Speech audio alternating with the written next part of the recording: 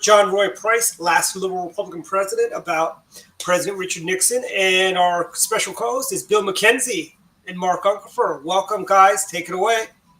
Well, thank you, Dwight. And that's always your most caffeinated moment of the entire week is when you do that introduction. So thank you for that.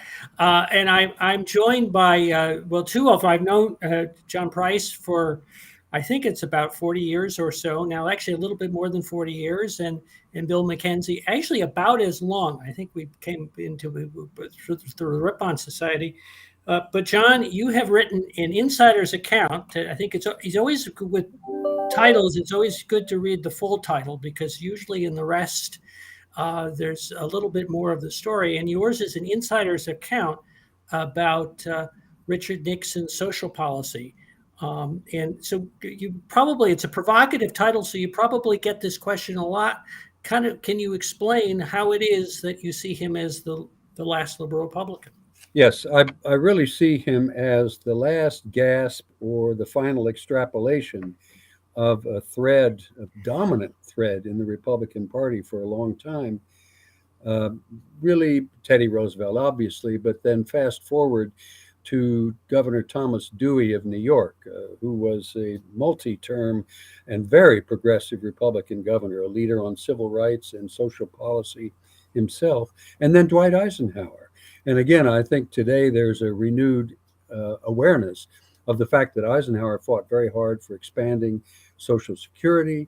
He, through the tax code revisions in '54, radically broadened health care and health insurance through employee-sponsored insurance, which was favored by the revisions that were made in the 1954 tax code. And Richard Nixon was right along with them. I'll get a lot more into depth.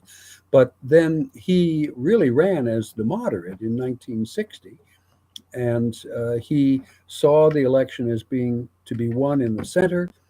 And he tried to cut a deal with the governor of New York, the new ingenue governor Nelson Rockefeller of New York that year, which led the conservatives to distrust him, but which Nixon hoped would place Nixon more in the absolute center of American politics, and so on and so on. So Nixon came from that tradition. He was really put in place more by Thomas Dewey than anyone else to be vice president to Eisenhower. And then what I'd really like to spend the time on is what he actually undertook once he finally got elected. Well, that is an interesting story, and we probably want to elaborate a little bit on both healthcare and welfare reform, Yes. which were two of the signature proposals that he came up with. So which do you want to start with? Well, in a way, welfare reform, I will, because it was chronologically first out of the gate. Right. And it was very topical at the time of the election in '68. Realistically, welfare was sort of a hot button in American politics then, almost as powerful as immigration has become today. It became very, very tangled up with racial issues and very deep partisan lines. And Nixon knew he had to do something about welfare.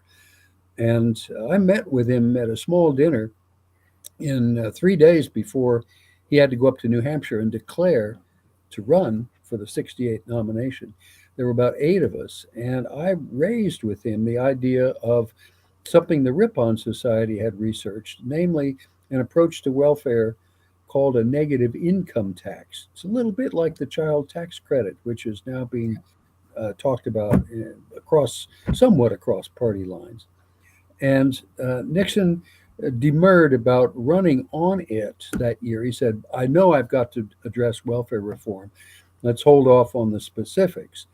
But I urged that on him because, interestingly, there was, in my view, a convergence on the negative income tax between Republicans, both the more conservative and the more liberal Republicans, and Democrats. The Ripon Society had done a major paper on the negative income tax, which is basically an income-tested family support, cash support, which can take a variety of forms. And then the Ripon Society actually drafted a model statute, which ran in the Yale Law Journal in 1967. At the same time, Barry Goldwater's economics advisor in 1964 had been Milton Friedman, the Chicago School of Economics monetarist and a conservative. And he, in 1962, had proposed a negative income tax. So you had, within the Republican Party, conservative wing and the liberal wing promoting it. In the Democratic side, you had a number of economists who had been on the CEA, Council of Economic Advisors, for both Kennedy and then Johnson, who were all for it, pushing it. Johnson would have nothing to do with it. And his Department of Health, Education, and Welfare didn't even try, after a couple of false starts, to get him interested. It was not until Richard Nixon came in that this idea was proposed. And it was proposed after fraught battles within the administration between conservatives and others. The president said to Daniel Patrick Moynihan, for whom I was working generally and on this issue, said, "Pat, I've only got 3 members of the cabinet with me. Everybody else is against this, but I'm going to take a gamble on human nature." So he proposed what at the time was a massive, important proposal, which was addressing poverty, where it was not the categories of welfare or public assistance as they had evolved at that time. So that's a mouthful. And then he fought for it for 2 years. And the liberals wouldn't go for it because it was Richard Nixon, after all, whom they disrespected, if not loathed. And the conservatives were frightened and appalled because it sounded like it was distributionist. It was addressing poverty by giving poor people cash. So I'm joined on this show with Bill McKenzie, who is with the George W. Bush Institute, I think commonly known as the library, but a separate group within that organization. Bill, your thoughts? Well, I would be curious to hear from John a little bit about those early days of the Ripon Society, which all 3 of us in here are about. And you talk about the formation of it. I'm particularly intrigued by what it was like right after the assassination of JFK, who was this popular, charismatic, energetic figure. And you all were all young, but you're in the different party. And so what was that like when you were starting out? Thank you, Bill. That's happy to have you tee that up. But it was a fascinating time. And there was a group of us around Boston at various grad schools and law schools that sort of felt this inchoate sense that we were Republicans, and yet Eisenhower's era was past. Kennedy was, as you say, colorful, charismatic, articulate, attractive to young people. And so we were a little uncomfortable fashioning ourselves as Eisenhower Republicans. The specific prompt for the group was 1 or 2 guys who had studied abroad and were aware of an English counterpart within the Conservative Party in Great Britain. It was called the Bow Group, BOW. And it was meant to be a bridge between academic and policy research on the one hand and office holders or office aspirants on the other. And that's what we sort of took as the model. But we were still vague up until the very point you mentioned, up until the assassination in late November of 1963. And then all of a sudden, it gelled. And we said, well, what are we about? And we've got Lyndon Johnson, who is totally different from Jack Kennedy. Don't forget, Lyndon Johnson had not yet had his conversion like Saul on the road to Tarsus about civil rights. Okay, he was regarded as someone who'd come up through the ranks, beholden very much to the Southern Democrats, and had been put on the ticket as a sop to the South in hopes that Kennedy would carry it. So it was a whole new dynamic, and it was very exciting. And within weeks, we came out with our first draft statement, sort of, if you pardon the term, sort of a manifesto. And we also chose the name. We had been going nameless for a while, and we chose the name Ripon because it was the name of a town in Wisconsin where, in 1854, the Republican Party held its first real organizational meeting and embraced that name Republican Party, where it had been made up out of pieces from the Whigs that had begun to disintegrate, the Know-Nothings, the Free Soilers, and particularly the abolitionists, and had come together. So we picked that up, adopted it, and ran with it. And to follow up on that, in your book, you talk about, you all emphasize, I think, education, civil rights, trade, and another issue, which I'm now forgetting what it was. Well, revenue sharing. Revenue sharing was one that was very, very, and again, there was a convergence of interest there with conservative Republicans. It was devolving onto states the financial resources which were gathered by the federal government and then distributed on a formula basis to the states. And it enjoyed a lot of support at that moment in history, even from Democrats. Right. Democratic mayors, Democratic governors who were going to receive that. So let me come back to when we're talking about it was the family assistance program, the income support,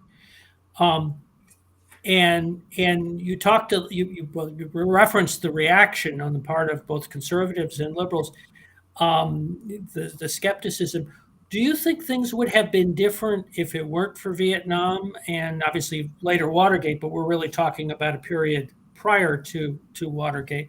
If it weren't for Vietnam, would Nixon have been able to have gotten more bipartisan support?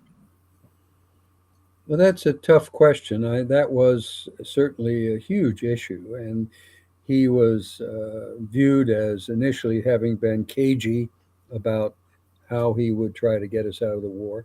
And then thereafter, there was impatience with the pace at which he was trying to do it, even though I think in his heart, and Bob Haldeman, I think Bill may remember from reading it, Haldeman said within the first couple of months, he said, let's just try and hold off on the spending, but maybe next year when we're out of Vietnam, meaning 1970.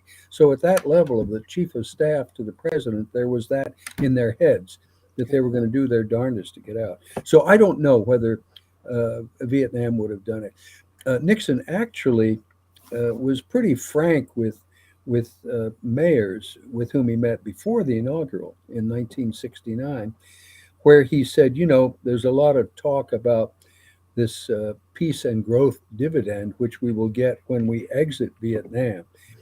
And he said, let's see how that will work out. The fact of the matter is, in today's dollar terms, the amount that Nixon proposed sounds laughable. I won't even mention it. It sounds so microscopic. However, just as the current advocates of the child tax credit proposal would say, Nixon could, with accuracy and confidence, say his proposal would have wiped out most of child poverty in the United States. It was directed where poverty was. It wasn't directed at trying to beef up current categories of welfare assistance or to relieve current big payment states like New York or New Jersey of their burdens of carrying welfare. Rather, he said, let's get away from that, which tends to have a lot of racial hostility involved. Remember Reagan's comment, welfare queens, conjuring up visions of that kind. Rather, Nixon and Pat Moynihan, who was the Democrat he brought in for urban policy, said, let's go where the poverty is, which, frankly, was whites and blacks in the old Confederacy. That was an interesting dynamic that you do touch on in the book, which is that there was not proportionally in real terms, the spending for welfare was heavier in the North, yes, and yet the poverty was in the South. So there was an issue of sort of reconciling, if you will, of the different levels of spending from one region to another. Yes, and in fact, during the transition, the proposal which was made to the incoming president was for national standards for the existing welfare category, which was a New Deal program, aid to families with dependent children. What that was trying to do was to say, look, Mississippi offers $36 per month for a family of 4.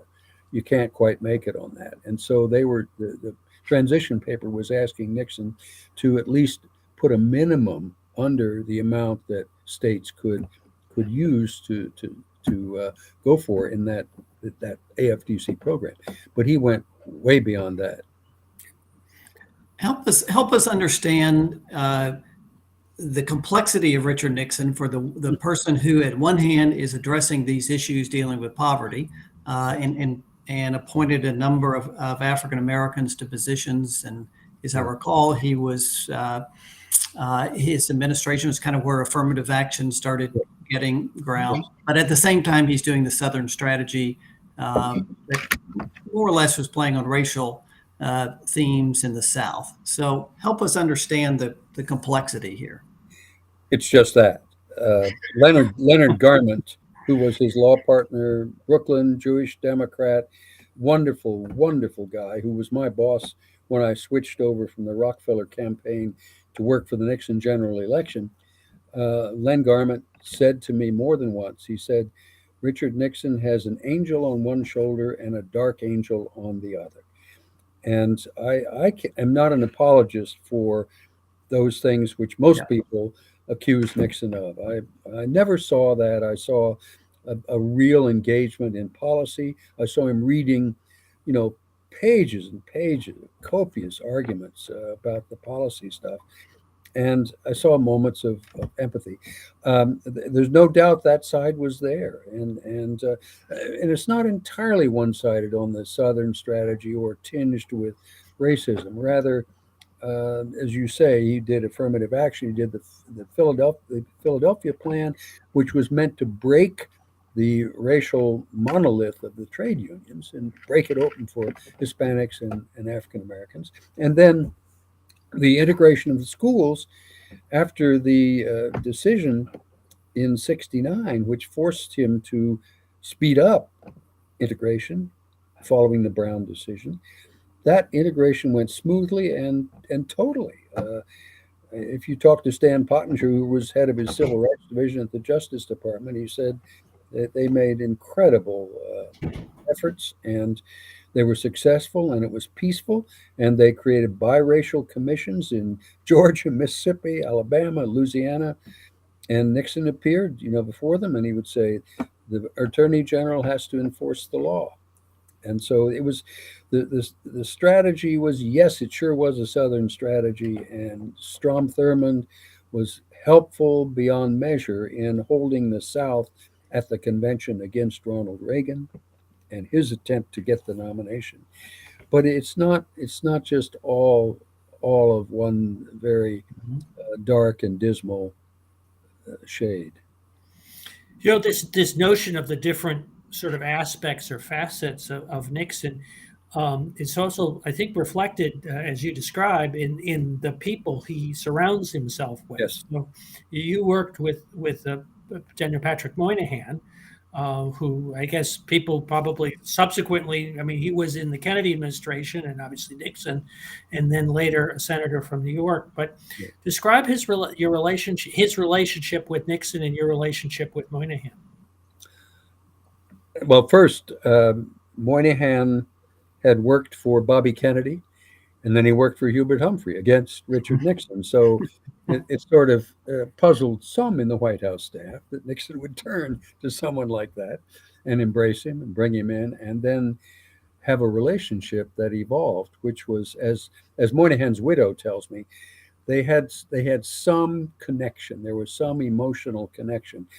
Both of them had difficulty with their fathers. Pat's had abandoned the family, and they wound up back in Hell's Kitchen in Manhattan, where Pat shined shoes and worked as a stevedore.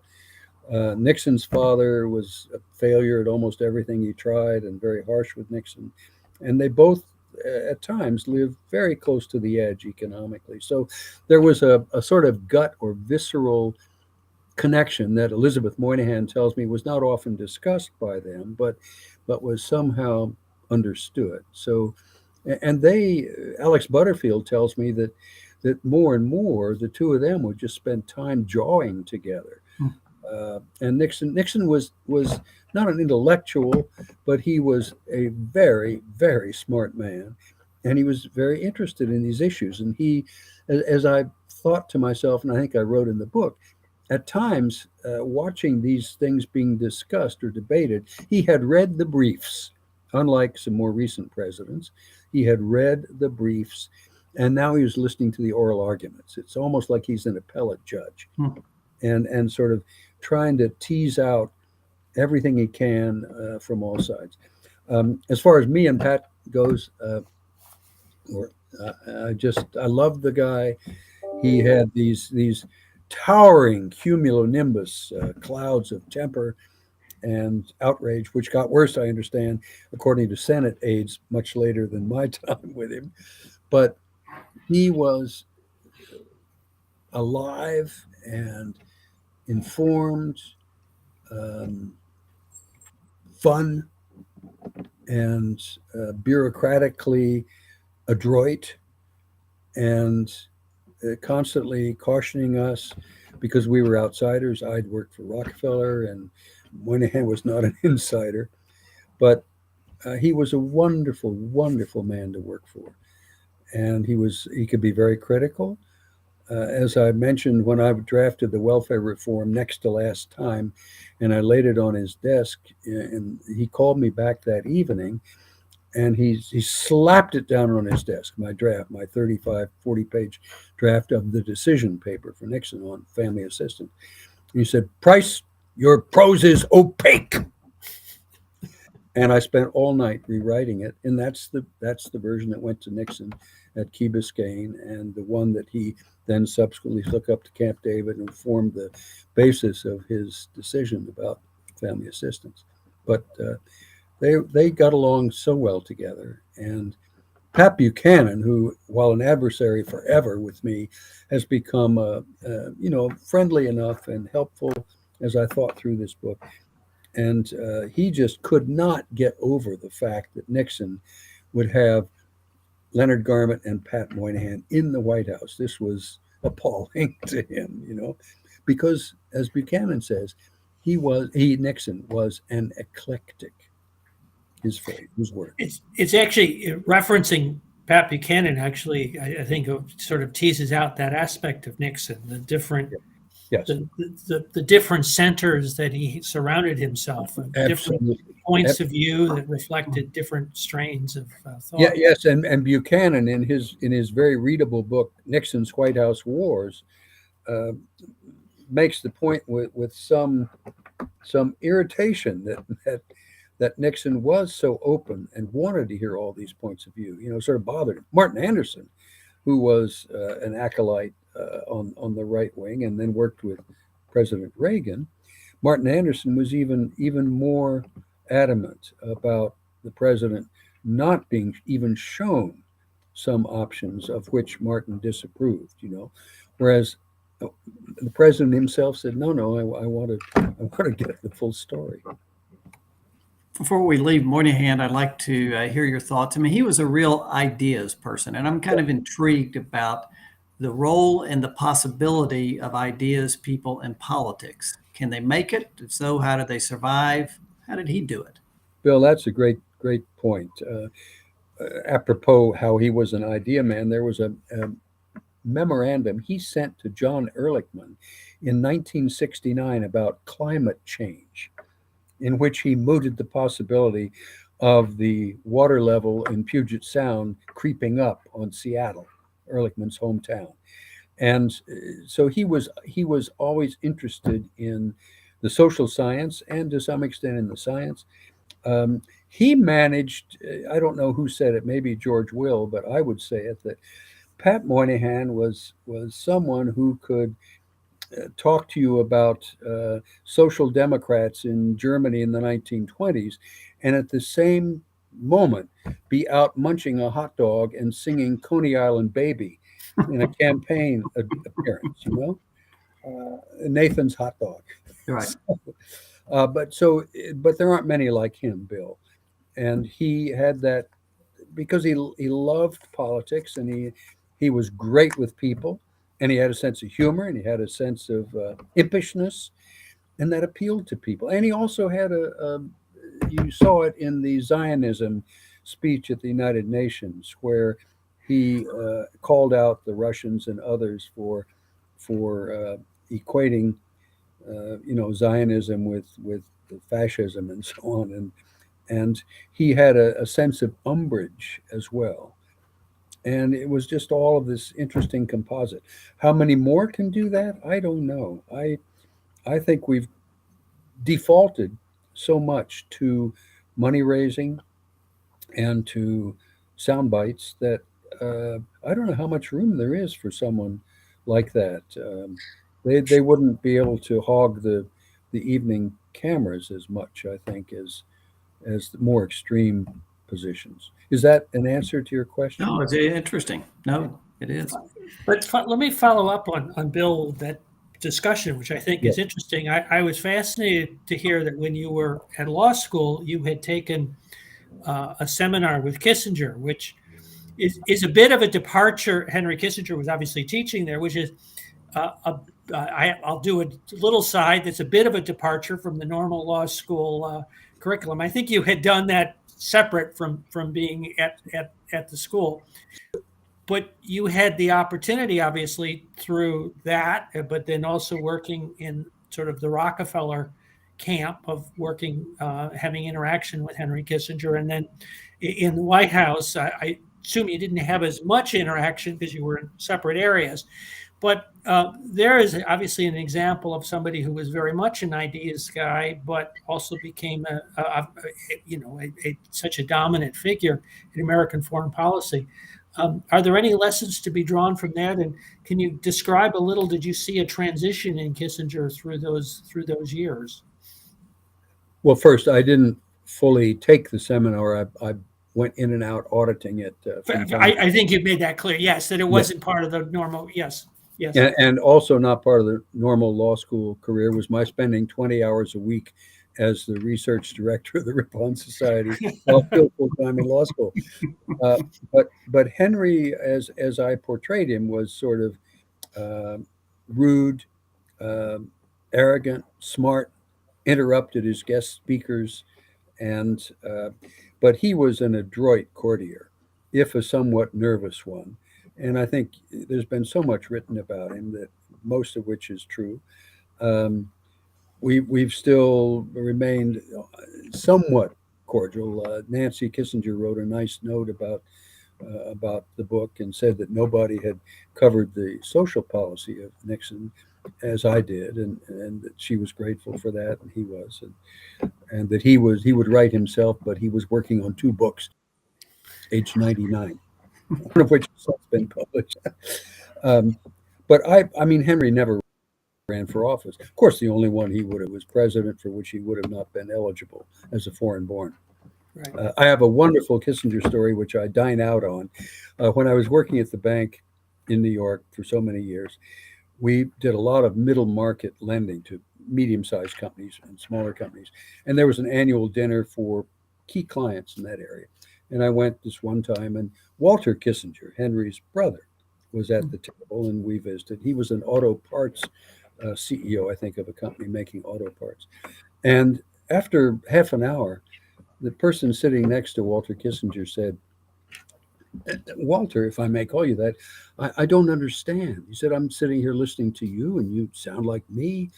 And then there's your brother, and he has this accent. How do you explain that?" And Walter said, "It's simple." He said, "I am the Kissinger who listens." So, true story. but I think they're just, maybe you have been much more current, much closer to it than I. Seems to me that most people who go into public life go either the elective route or the policy route, and there still is room for policy. I mean, look at remarkable kinds of people that are still opining on foreign and domestic policy. God bless them. You may have said this at the beginning, but I'm going to go back to it. What gave you the inspiration for this book? How'd you come about it? How long did it take you? What was your research like? Thank you, Bill. The trigger for it really was an invitation. Long story, but I had been at Oxford University as a grad student, then for 20 years, no connection. Then, sort of out of the blue, I was tapped to become the chairman of Americans for Oxford University when they were gearing up a development campaign, since they were impecunious after Margaret Thatcher took institutional support away from the universities. Anyway, I got tapped to do that, and as a consequence, I got close to a number of the entities at Oxford University. And right after I retired my second time from the bank in Pittsburgh in 2011, I got an invite from the head of the Rothermere American Institute at Oxford. And he asked if I could give a talk about Richard Nixon. And I did in May of 2011. And that sort of got me going. And I am a diarist. I've got diaries which I've kept for 65 years or more, not every day, but chunks of them. And I also had been the official note taker, a rapporteur for the Council for Urban Affairs, which was the body that Nixon created and which he chaired, of cabinet members to help shape policy in that area of welfare and social policy and such. And so I had all those formal minutes, and then I had diaries in addition to that. And so I began to chew on this. And what I did over the next 10 years, took me 10 years to answer your question. I have 3 young kids, so I was raising 3 kids. I'm home tutoring my 10-year-old right now, homeschooling him. So I was a little busy with other things too, and it didn't happen right away. But I test drove some of the chapters, both again at Oxford, where I did about 4 or 5 different lectures, and at my small liberal arts college of Grinnell in Iowa, Grinnell College. And it just sort of slowly came together, and then it became more and more topical. And as I say, I watched Obamacare struggle and the Republican opposition to it. We should come to healthcare. And I watched Mitt Romney talking about child tax credit. Incidentally, Mitt Romney's proposal is called the Family Security Act. Until we called it FAP, Mel Laird said, the name you're using isn't good. Let's try something else. We turned to FAP. The name of Nixon's proposal was the Family Security Act, same as Mitt Romney's today. And so it's as I say, as I wrote and as the years rolled by, it became more topical, more interesting. I was rejected by Oxford University Press. The acquisitions editor there said, "You write well, and it's interesting, and you write persuasively. However, I don't think there's a market for any sort of rehabilitation of Richard Nixon. So try somewhere else." And Kansas published me finally. And I was going to ask you, you referenced the fact that you did rely a lot on your own notes and materials. And maybe this is a question I'd expect Bill to ask, because he's at a presidential library. Did you rely on other resources to refresh the Nixon Library, for example? I was there all the time. And I was at the Library of Congress looking at Pat Moynihan's papers, which parenthetically have the largest number of documents of any human being in the Library of Congress. And Caspar Weinberger, who was Secretary of HEW in the leading right up to the resignation, when there was a lot going on, again, a revival of the welfare effort and a crucial element of the healthcare proposal. So Capps and Moynihan's are at the Library of Congress. I looked at Ehrlichman's at the Hoover Institution. I looked at all the other major staffers, and I've talked to a lot of people. I talked to Don Rumsfeld, Bill Ruckelshaus, Dick Nathan, who was Budget Bureau, Paul O'Neill, who was Nathan's deputy and worked on the welfare reform and health with me. So I did a lot of grunt work, or pick and shovel work, as a colleague of mine used to say. So my follow-up to that is, were there surprises when you saw other people's perspectives to the sort of same events that you were through? That Yes, it was surprising in that it sort of confirmed my suspicion about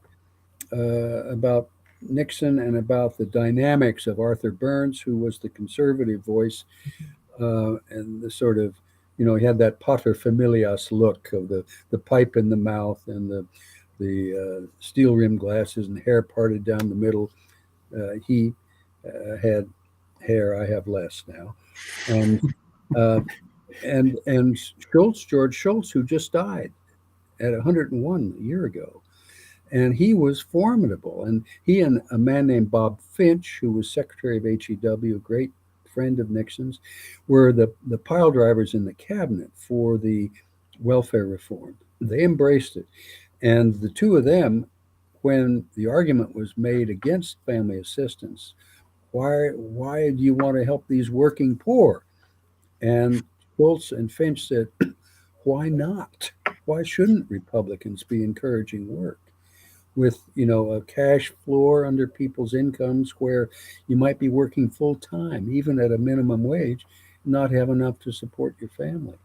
So there was a lot of interesting dynamics within the cabinet, which were in my minutes in the meetings, and I read every note that Ehrlichman took for 3 years.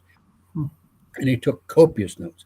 Often he'd have 60 or 70 bullet points on a yellow pad on 15 or 20 from one meeting. And there might be a second or third meeting that day. And I went through all of it. We haven't had a chance to talk about healthcare, and I'd love to. I'm trying to think of a question that lets you kind of, obviously this was one of the prongs of the Nixon proposals that did not go forward. And again, this was another area where there was opposition both from the left and the right, but there was sort of a political dynamic. You want to describe it in a little bit more detail? I sure would. Yeah. Mark, thank you for that opportunity, because I think that the health insurance and health care proposals, or array of proposals, most illustrate Nixon's visceral attitude toward social policy and a safety net. And it goes back to when he was practically a freshman in the House in post-war II. He came in 46, as did Jacob Javits, who became a mentor of mine, who was a young, very liberal House member from the west side of Manhattan. So the two of them were in their second term. Harry Truman gets elected as president in his own right, and then immediately in 1949 proposes a single-payer health proposal that FDR had not included in his reforms. FDR was diffident about, less interested in healthcare. Truman wanted to nail that coonskin on the wall, and Nixon was, along with Javits and two liberal Republican senators, the four of them, co-sponsored a bill which then in 1971, on which I worked then, was almost the same as what he then did in 71. It was remarkable. And same kind of dynamic within the party, within the Republican Party, because in 49, when Nixon and Javits and Winston Prouty and Irving Ives were putting forward this proposed legislation, Bob Taft, who was the doyen of the conservatives in the Senate and really in the whole Congress, and other conservatives were going a different direction, which may, as I outline it, sound familiar, because their attitude was, well, okay, health insurance, let's see what the states might want to do. We'll give them some sort of block grants, and if they choose to do something, great. And they will define whom they want to cover and how much they want to cover them and what benefits they want to give. So it was a very deferential approach. Nixon, Javits, Prouty, and Irving Ives said, no, we need to define federal standards, federal eligibility, federal benefits. And that's what Nixon did 15, 20 years later in 1971. And even more dramatically in 73-4. And here's a very sad and important story, because by 1973 and 4, Nixon came back to the health proposal, which had not made the hump the first time, except for one important piece of it. And at that point, again, Cap Weinberger enters the scene. And because of Watergate pending, Weinberger had a lot more elbow room or freedom of movement than his predecessor did, since Nixon was under siege. And so Weinberger came in and Nixon embraced a really wholesale universal health insurance proposal using the private sector again, employer mandates. He eschewed individual mandates because he thought that the incentive of lowered premiums from the spreading of the risk and the benefits would draw people in. And here's what I want to mention: that there was a Ripon Society guy, Frank Samuel, whom you both perhaps remember. Frank Samuel was at HEW, and he was deputized to be a negotiator with Ted Kennedy on trying to make it get across the goal line. And believe it or not, Kennedy and Nixon agreed to try to make this go and work.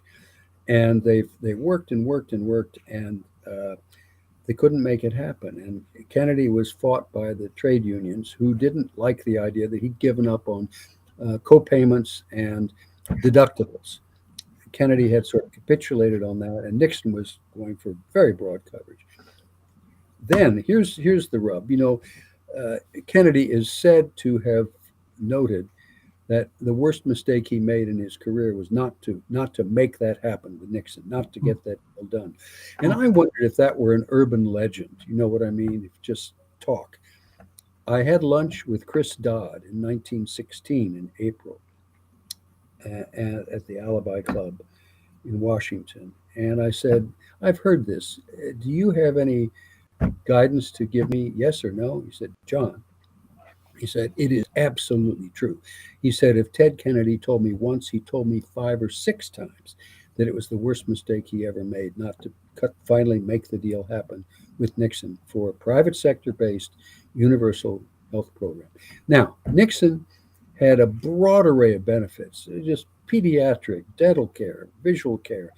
And guess what? 40 years before the Affordable Care Act, Richard Nixon proposed to cover pre-existing conditions.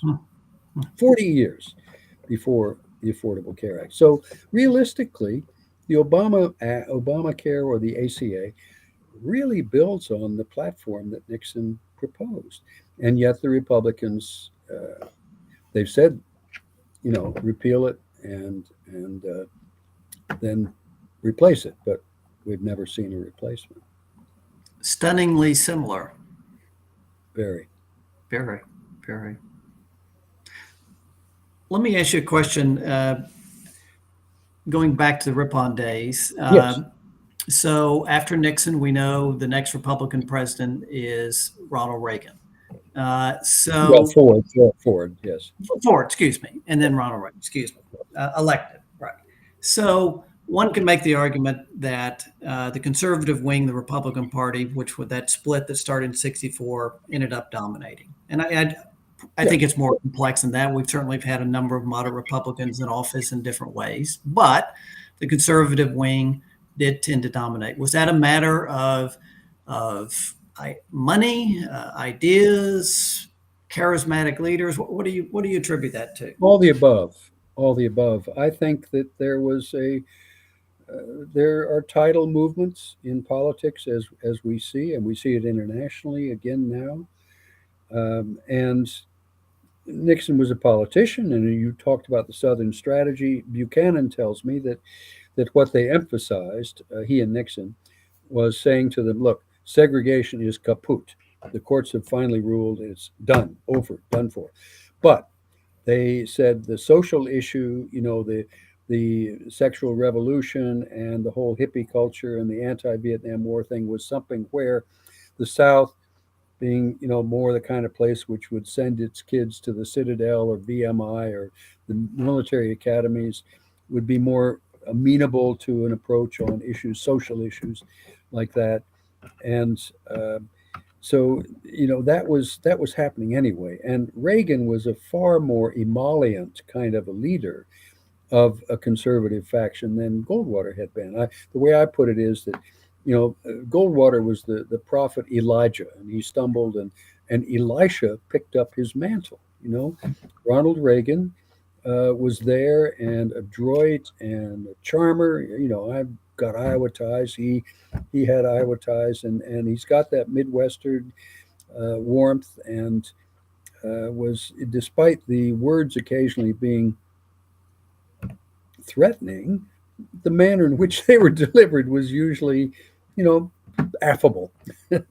And so he was a very important ingredient of it. So it's partly ad hominem, but it's partly that there was the whole movement toward, lower taxes. You remember California, when Reagan came in, was awash with efforts to lower school taxes, and that was a big hot button issue. And so that it was, interestingly, Nixon fought to extend the surtax in 1969, which Lyndon had imposed to pay for the war and for the new social programs. And Nixon fought. He must have come from some kind of mentality which says, well, we should pay for what we spend. We should raise the money for what we're doing. And if we're waging a war, people, including upper bracket people, should pay for that. They should do their part. At the same time, apropos a topic this minute, Rick Scott and his proposal that poor folks have to pay taxes, Nixon saw that people designated by the government as below the poverty line were paying taxes, and he said, do away with that. And he did. He abolished.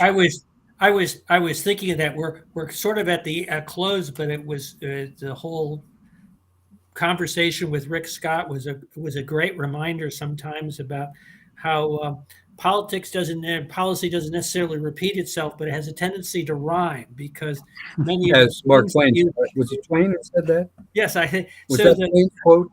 Yeah, I'm how shall I say, bastardizing the quote a little bit, but the thought is it's fascinating that many of the themes of your book sort of are reflected in the debate that's obviously going on behind closed doors right now in the Senate about the Scott proposal. My question, I guess, is: are we near the end of a period of this, minimal tax? The government's the enemy, government's the problem, and are we moving back, just with the huge needs in this country, to some sort of position? Maybe not a swing toward the progressives, but somewhere in the middle, where people say, we've got millions out there who don't have health care. They live in abject terror of losing everything if one of their kids or themselves get sick. The whole child tax credit debate has shown again there's poverty out there that can be addressed by direct transfer of cash payments with some kind of work requirements or work opportunities, which is the way Nixon framed it. But there may be, we may be near, despite the nostril flaring excitement of many conservative Republicans about opportunities this fall and beyond, I still think that maybe we are at the end of that cycle, or about to make some kind of a pivot. Well, that would be a great conversation for another show, and particularly the discussion of the Republican Party as the working class party. And that transition, it's an opportunity to talk about that. Bill, John, thank you very much for joining us on Direct Line. It's been a great discussion. I love the opportunity. Thank you so very much. Good to see you both.